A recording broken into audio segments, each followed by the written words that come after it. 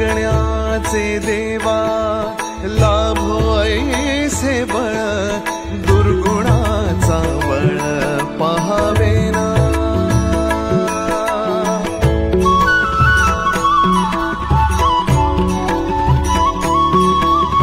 तुझ्या दारी दावी पांडुरंगी तळ उन्मादाचा मळ झाकवेना। विठ्ठलाची आस वाढावी सरळ विषाचे गरळ टाकवेना।